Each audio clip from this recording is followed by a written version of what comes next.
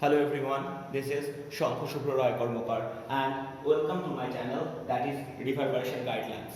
So আজকে আমরা যা নিয়ে আলোচনা করব সেটি সমবৃত্তীয় গতি অর্থাৎ রোটেশনাল মোশনের মোট দুটো পার্ট থাকবে আমাদের ক্লাস 11 এ। একটি পার্ট যেটা নিয়ে আমি আজ থেকে আলোচনা করব সেটা হচ্ছে সার্কুলার মোশন আর সেকেন্ড পার্ট যেটা নিয়ে আমরা পরবর্তীকালে আলোচনা করব সেটা রোটেশনাল মেকানিক্স। তাহলে আমরা আজ থেকে যেটা নিয়ে পড়ব দ্যাট ইজ সার্কুলার মোশন অর্থাৎ সমবৃত্তীয় গতি, আর পরে আমরা যেটা নিয়ে পড়ব সেটা rotational mechanics. So here we start. ধরা যাক আমাদের কাছে একটি নির্দিষ্ট অক্ষ আছে।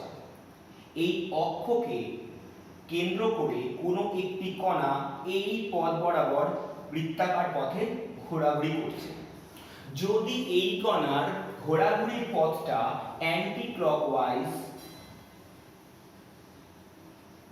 অর্থাৎ ঘড়ির কাঁটার বিপরীত অভিমুখী হয়,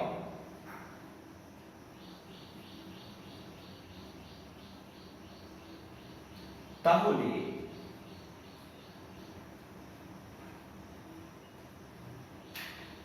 তাকে ধনাত্মক চিহ্ন দিয়ে সূচিত করা হয়।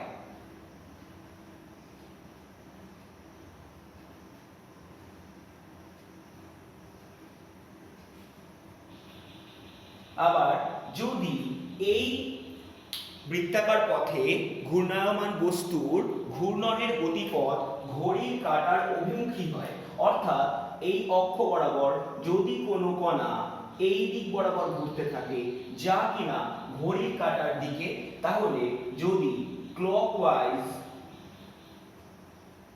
অর্থাৎ ঘড়ির কাঁটার অভিমুখী হয় তাহলে তার গতিপথ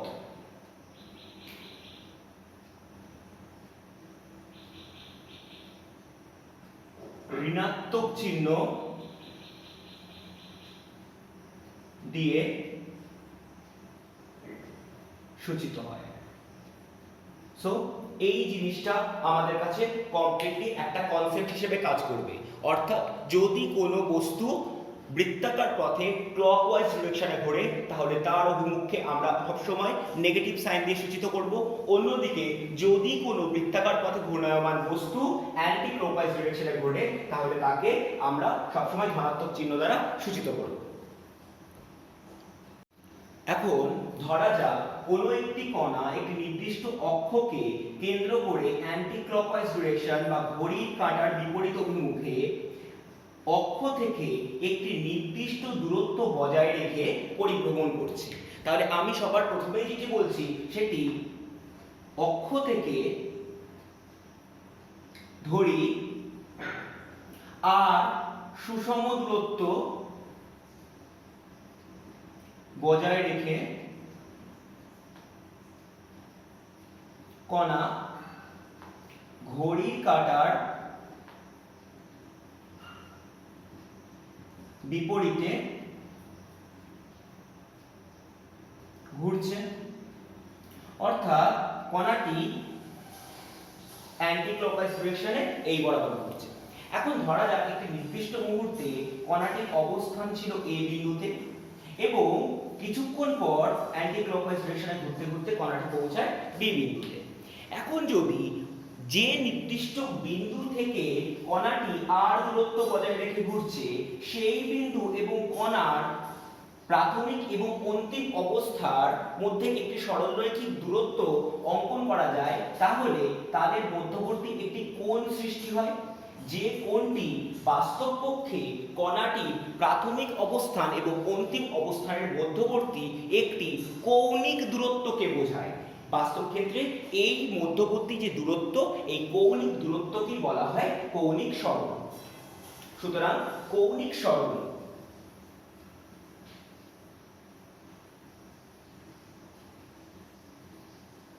যাকে আমরা থিটা দিয়ে রিপ্রেজেন্ট করি।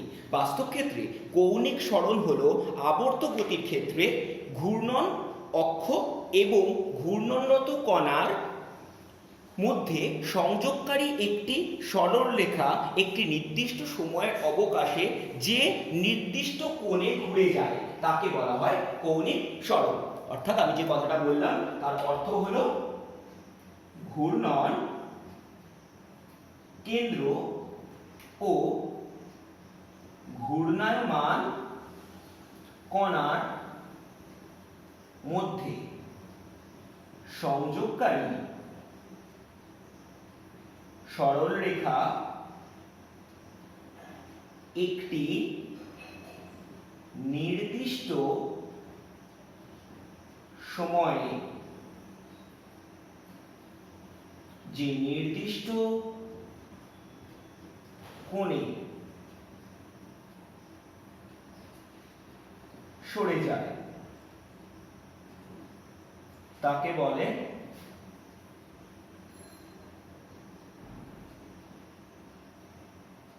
কৌণিক সরণ।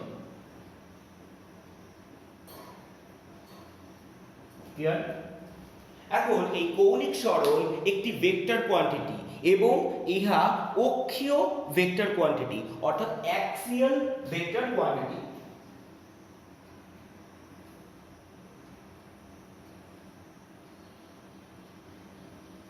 ক্লিয়ার? দেখ আমরা কিভাবে এটাকে প্রমাণ করব। আমরা এর মানটার সাথে একটি সম্পর্ক স্থাপন করব। একটি কণা ধরে নিয়ে বৃত্তপথে পরিভ্রমণ করছে এবং আমরা ছবিটাকে টপ ভিউতে দেখছি, তাহলে আমাদের বুঝতে সুবিধা হবে। এখন এইটা হচ্ছে ঘূর্ণন কেন্দ্র যা কিনা ও। এখন কণাটি প্রাথমিক অবস্থান ধরে নিয়ে এ তে আছে এবং একটি নির্দিষ্ট সময় কণাটি ঘড়ির কাঁটার বিপরীত অভিমুখে ঘুরে গিয়ে বি বিন্দুতে পৌঁছায়, যে ক্ষেত্রে কৌণিক সরণ হয় থিটা। ক্লিয়ার? অর্থাৎ সুষম কৌণিক গতিতে এ থেকে বি তে কণাটি ধরি টি সময়ে পৌঁছায়। এখন যদি এ থেকে বি তে পৌঁছয় টি সময় এবং কৌণিক সরণ যদি থিটা হয়, তাহলে খুব ভালোভাবে দেখ এই বৃহত্তম বৃত্তে একটি ছোট্ট ক্ষুদ্র দূরত্ব অর্থাৎ টি এর সময় যদি অত্যন্ত কম হয়, তাহলে ভালো করে ভাব আমি কি কনসেপ্টটা বলছি। আমার কাছে এটা ছিল সেই বৃত্তাকার পথ যার এটা ছিল ও, এটা ছিল এ এবং এই বিন্দুটি ছিল বি। এবার খুব ভালোভাবে দেখ, যদি টি এর সময় খুব কম হয় তাহলে কণাটি এ থেকে বি তে যে পথ অতিক্রম করবে সেই অতিক্রান্ত পথের মান অত্যন্ত কম হবে। এবার খুব ভালোভাবে ভাব, আমি যদি বাকি পথটাকে কমপ্লিটলি ইগনোর করি অর্থাৎ যদি না গ্রাহ্য করি, তাহলে টি এর অত্যন্ত ক্ষুদ্র মানের জন্য এ আর বি বিন্দু প্রায় সমাপতিত হবে এবং সেক্ষেত্রে এই এ বির মধ্যে যে সরলরৈখিক দূরত্ব তৈরি হবে তা মোটামুটি ভাবে একটি স্ট্রেট পাথ বা রৈখিক দূরত্ব, অর্থাৎ বৃত্তাকার পথ হলেও এই এ ও বি এর মধ্যে যে ন্যূনতম দূরত্ব আমরা পাবো সেই ন্যূনতম দূরত্বটা প্রায় একটি সরলরৈখিক পথে রূপান্তরিত হবে। অর্থাৎ সময় টি অত্যন্ত ক্ষুদ্র হলে এ ও বি এর মধ্যে পথপার্থক্য কম হবে, ফলে এ ও বি এর মধ্যবর্তী দূরত্ব সরলরৈখিক হবে।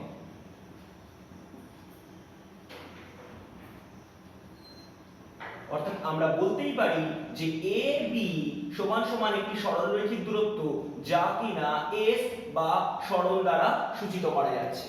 ক্লিয়ার আমার কথা? অর্থাৎ আমি এই ডায়াগ্রামে এ বি মধ্যবর্তী দূরত্বকে এস দিয়ে চিহ্নিত করলাম। এখন কণাটি যে বৃত্তাকার পথ বরাবর পরিভ্রমণ করছিল সেই বৃত্তাকার পথের ব্যাসার্ধ আমরা আর ধরে নিয়েছিলাম। তাহলে আমরা বলতেই পারি যে OA বা OB এই দুটোই আর এর সাথে সমান। এখন সময় অত্যন্ত ক্ষুদ্র হওয়ার জন্য আমরা বলতে পারি যে AB সরলরৈখিক দূরত্ব that is S অবশ্যই A বিন্দুতে একটি স্পর্শক। যদি এটি স্পর্শক হয় তাহলে আমাদের কাছে একটা নতুন ডায়াগ্রাম ডিসক্লোজড হবে, যে ক্ষেত্রে ওটা ছিল কেন্দ্র, এই বিন্দুটা ছিল A, এই বিন্দুটি ছিল B এবং এই দূরত্বটি ছিল S। তাহলে কৌণিক সরণ আমরা থিটা অলরেডি ধরে রেখেছিলাম। তাহলে স্পর্শক হলে আমরা জানি কোনো ব্যাসার্ধকে স্পর্শক সবসময় 90 ডিগ্রি করে ছেদ করে। তাহলে ত্রিভুজ OAB একটি সমকোণী ত্রিভুজ।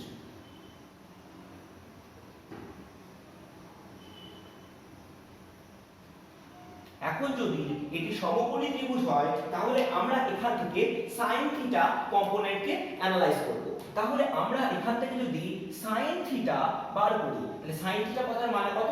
sin থিটা কথার মানে লম্ব বাই অতিভুজ। এখন লম্ব মানে কত? লম্ব মানে AB, থিটা রেসপেক্টিভে লম্ব AB, আর অতিভুজ মানে কত? অতিভুজ মানে OB। এখন AB কথার মানে কত? AB কথার মানে S, আর OB কথার মানে কত? না ব্যাসার্ধ, দ্যাট ইজ R। তাহলে আমরা এখান থেকে কি বলতে পারি? S R sin theta. এখন থিটার ভ্যালু যদি অত্যন্ত ছোট হয়, এবং থিটার ভ্যালু অত্যন্ত ছোট কারণ আমরা কি জানি t এর মান অত্যন্ত কম। এখন t এর মান অত্যন্ত কম হলে থিটা অবশ্যই 0 রেডিয়ানের কাছাকাছি পৌঁছতে আরম্ভ করবে। এখন থিটার ভ্যালু যদি অত্যন্ত ছোট হয় তাহলে একটা জিনিস আমাদের এখান থেকে মনে রাখতে হবে যে sin theta can be represented as theta আর cos theta will be represented as 1। এই দুটো জিনিস আমাদের আজ থেকে জানতে হবে। অর্থাৎ স্পেসিফিক্যালি যদি আমরা বলতে চাই তাহলে যদি কোনো ক্ষেত্রে আমার এই থিটার ভ্যালু লেস দ্যান 4 ডিগ্রি থেকে কম হয় বা ইকুয়াল টু হয়, যেখানে আমরা থিটাকে ডিগ্রিতে ক্যালকুলেট করছি, তাহলে আমরা বলতে পারি sin theta can be represented as theta আর cos থিটা ইকুয়াল টু 1, কারণ থিটার ভ্যালু অত্যন্ত ছোট হয়ে যায়। আর মনে রাখতে হবে আমরা বেশিরভাগ ক্ষেত্রে থিটাকে রেডিয়ানে হিসাব করব। অর্থাৎ 4 ডিগ্রি কথার মানে যদি আমরা 4 ডিগ্রিকে রেডিয়ানে নিয়ে যাই তাহলে এই রেডিয়ান ভ্যালু হয়ে যাবে 4/180 রেড। ক্লিয়ার? সেই জন্য এর ভ্যালু অত্যন্ত ক্ষুদ্র হয়ে যায়। অর্থাৎ আমরা যদি কোনো কারণে থিটার value less than equal to 4 degree পাই সেক্ষেত্রে sin থিটাকে ডাইরেক্টলি থিটা এবং cos থিটাকে ডাইরেক্টলি 1 লিখতে পারি। এখন এইটুকু ভ্যালু যদি আমাদের কাছে কমপ্লিটলি ক্লিয়ার হয় তাহলে আমরা একটু আগে একটা ইকুয়েশন বের করেছি যেখানে আমরা লিখেছি S R sin থিটা, কিন্তু থিটা অত্যন্ত ক্ষুদ্র। এখন থিটা অত্যন্ত ক্ষুদ্র হলে আমরা বলতে পারি sin theta can be represented as theta. তাহলে আমরা লিখতে পারবো S R থিটা, এবং এটাই রৈখিক দূরত্ব এবং কৌণিক দূরত্বের মধ্যে সম্পর্ক। অর্থাৎ রৈখিক সরণ সমান সমান ব্যাসার্ধ ইনটু কৌণিক সরণ। এখন যদি এদের ভেক্টর রূপ জানতে হয় তাহলে মনে রাখতে হবে S থিটা ক্রস R। এটা প্রচন্ডভাবে ইম্পর্টেন্ট এবং এটা ক্রস প্রোডাক্ট এবং এটা অক্ষীয় ভেক্টর বা অ্যাক্সিয়াল ভেক্টর। এই টাইপের প্রবলেম নিয়ে আমরা পরবর্তীকালে আলোচনা করব। ক্লিয়ার? এখন আমরা কৌণিক বেগ নিয়ে আলোচনা করব। এখন কৌণিক বেগের ক্ষেত্রে মেইন যে কনসেপ্ট কাজ করবে সেটা হচ্ছে বেগ কথার মানে আমরা জানি একক সময়ে সরণ, অর্থাৎ সরণের হারকে বলা হয় বেগ। কৌণিক বেগের ক্ষেত্রেও আমরা সেম কথাই বলবো, শুধু বলবো একক সময়ে কৌণিক সরণ অর্থাৎ সময়ের সাপেক্ষে কৌণিক সরণের হারকে বলা হয় কৌণিক বেগ। অর্থাৎ সময়ের সাপেক্ষে কৌণিক সরণের হারকে বলা হয়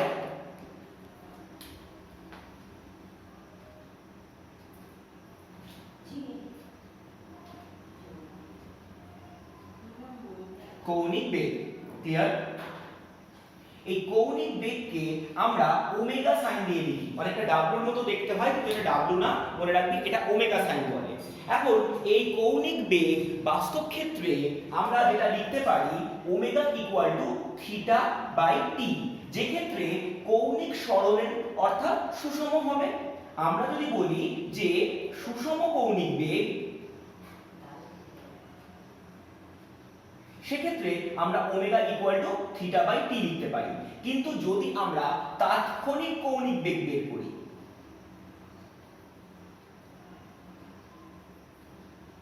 সেক্ষেত্রে আমরা omega equal to d theta of dt লিখব। যেভাবে আমরা নরমাল ক্ষেত্রে লিখেছিলাম সরলরৈখিক মোশনের ক্ষেত্রে v equal two ds dt, অর্থাৎ ds ছিল রৈখিক সরণ এবং dt ছিল সময়। এক্ষেত্রে ডি থিটা হচ্ছে কৌণিক সরণ এবং dt হচ্ছে সময়, অর্থাৎ কৌণিক সরণের হারকে আমরা বলবো কৌণিক বেগ। ক্লিয়ার?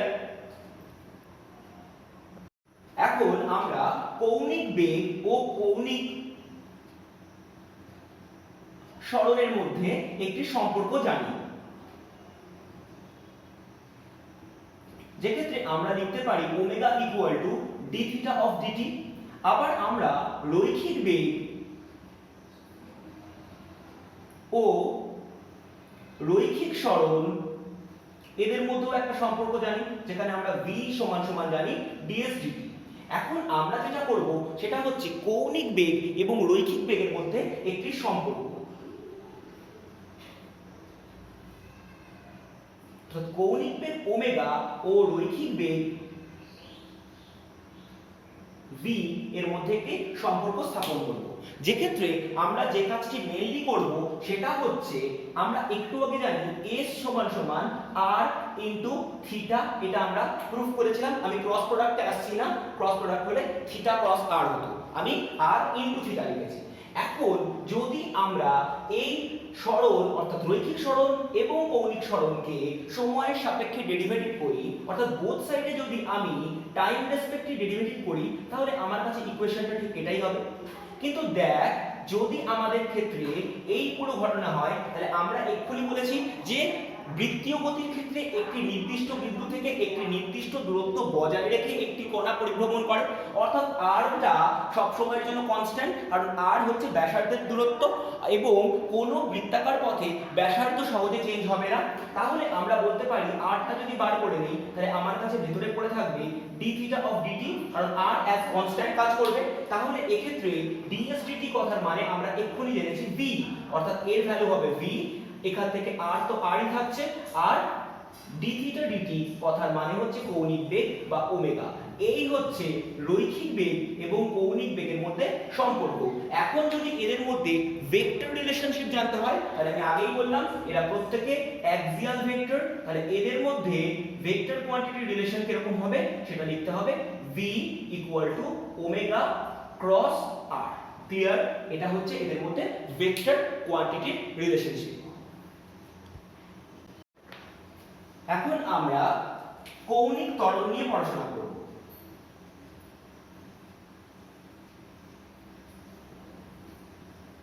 এই কৌণিক ত্বরণকে আমরা আলফা দিয়ে লিখব এবং কৌণিক ত্বরণের অর্থ হলো সময়ের সাপেক্ষে কৌণিক বেগের পরিবর্তনের হার, অর্থাৎ কৌণিক বেগের পরিবর্তনের হার হলো কৌণিক ত্বরণ। অর্থাৎ আমরা আলফা সমান সমান লিখতেই পারি ওমেগা বাই টি, কিন্তু যদি আমরা তাৎক্ষণিক কৌণিক ত্বরণ বার করি, তাহলে সেক্ষেত্রে আলফা সমান সমান হবে ডি ওমেগা ডিটি। এখন যদি আমরা একইভাবে কৌণিক ত্বরণ এবং রৈখিক ত্বরণের একটি সম্পর্ক বের করতে চাই, তাহলে আমরা কি পাবো? আমরা জানি রৈখিক ত্বরণ সমান সমান a, যা কিনা ডিভি ডিটি, অর্থাৎ রৈখিক বেগ পরিবর্তনের হারকে বলা হয়। এখন আমরা একটু আগে একটা ইকুয়েশন দাঁড় করিয়েছিলাম, যেক্ষেত্রে আমরা লিখেছিলাম v সমান সমান r ইনটু ওমেগা। আমরা ভেক্টর কোয়ান্টিটি ভাবছি না। অর্থাৎ এবার যদি আমরা ডেরিভেটিভ করে দিই, তাহলে এদিকে হবে dv dt, এইদিকে হবে d of dt within bracket r omega. এখন আমরা এই dv dt কথার মানেই জানি রৈখিক ত্বরণ, অর্থাৎ আমরা এটাকে a দিয়ে রিপ্রেজেন্ট করলাম।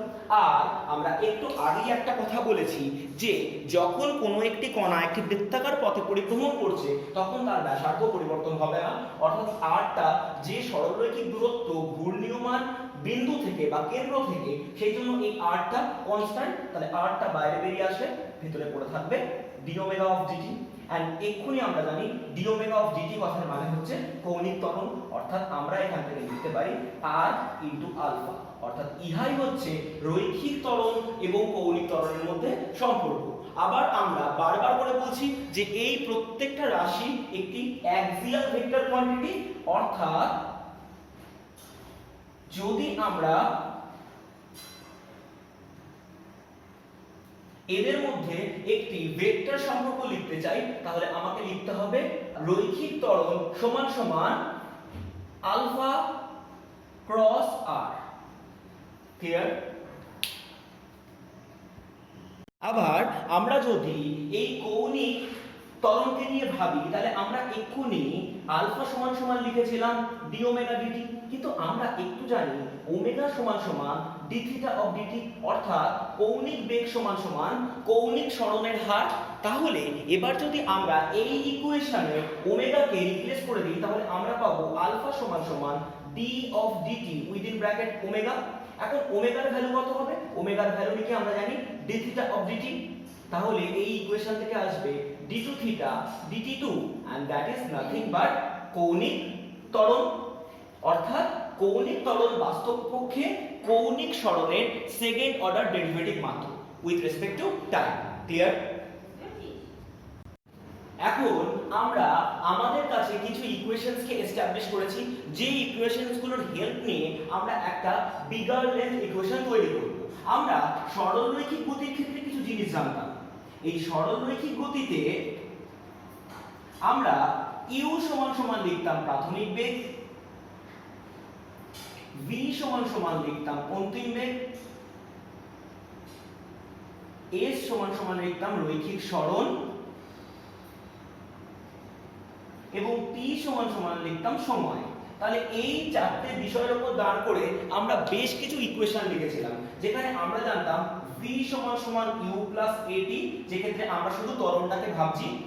s সমান সমান জানতাম ut plus half at square, এবং জানতাম v square equal to u square plus 2as। এখন এই তিনটে সম্পর্ককে আমরা কৌণিক গতির ক্ষেত্রে এস্টাবলিশ করব। অর্থাৎ আমরা যেটা কাজ করব, কৌণিক গতি যেক্ষেত্রে ওমেগা 1 থাকবে প্রাথমিক কৌণিক বেগ, ওমেগা 2 থাকবে অন্তিম কৌণিক বেগ,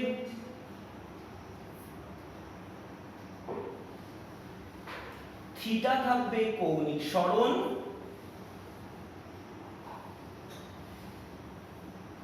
আর টি হবে সময়।